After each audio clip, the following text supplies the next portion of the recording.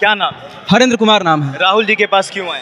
राहुल जी के पास हम गए हैं, इलाहाबाद विश्वविद्यालय देख रहे हैं। जो आज़ादी से पहले इलाहाबाद विश्वविद्यालय में छात्र संघ का चुनाव होता था और ये छात्र संघ आज़ादी की लड़ाई में मुखरता से लड़ा है। और इसी छात्र संघ शहीद लाल पदमधर जी ने आज़ादी की लड़ाई में जब भारत छोड़ो आंदोलन शुरू हुआ तो अपने सीने पे गोली खाई थी, लेकिन उस विश्वविद्यालय का छात्र संघ बैन कर दिया गया है। उस विश्वविद्यालय पे कुलपति के कहने पे प्रॉक्टर द्वारा छात्रों पे लाठियां बरसाई जा रही हैं। उसे अपने ऑफिस में बुला करके उसके गोलियों पिस्टल के बट से मारा जा रहा है, फिर भी पुलिस द्वारा FIR नहीं हो रहा है। इसी मुद्दों को लेकर के अभी राहुल गांधी जी से मिले हैं और राहुल गांधी ने हमको बुला करके यह आश्वासन दिया है कि हमारी सरकार आएगी तो छात्र संघ पूर्ण रूप से बहाल किया जाएगा, जितने भी केंद्रीय विश्वविद्यालय हैं। आपकी क्या उम्मीद है राहुल गांधी से? बिल्कुल राहुल गांधी जी से उम्मीद है, पूरा इंडिया गठबंधन से उम्मीद है हमको कि इंडिया गठबंधन की सरकार आएगी और छात्र संघ हमारा फिर से गुलजार होगा। मोदी जी, योगी जी कहते हैं कि उनके राज में बेरोजगार युवा सारे सब तो खुश हैं, फिर आखिर लाठियां किन पर? देखिए, मोदी जी की सरकार में केवल 2% पूंजीपति खुश हैं, अडानी और अंबानी। अगर कोई कहे कि नहीं कोई खुश है तो उसमें केवल 2% अडानी और अंबानी के।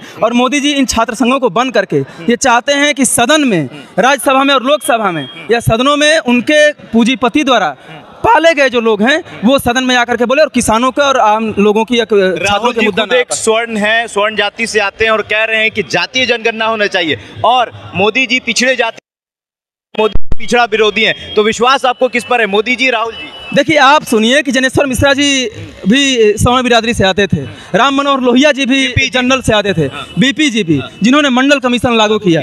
तो ये कहने की बात नहीं, OBC कहते तो हैं लेकिन OBCयों का फायदा कितना होता है, दलितों का फायदा कितना होता है? मोदी जी की सरकार में केवल 2% लोगों का, वो पूंजीपति लोग हैं, उनके दलित, OBC और जनरल से भी कोई मतलब नहीं है, केवल 2%। राहुल जी भी तो जनरल कैटेगरी से आते हैं, वो राहुल आते हैं। मैं वहीं तो आपको एग्जांपल दिया कि जनेश्वर मिश्रा जी, BP मंडल जी और क्या बोलते हैं लोहिया जी, ये जनरल बिरादरी से जाते थे, लेकिन लड़ते लड़ाई किसकी थे?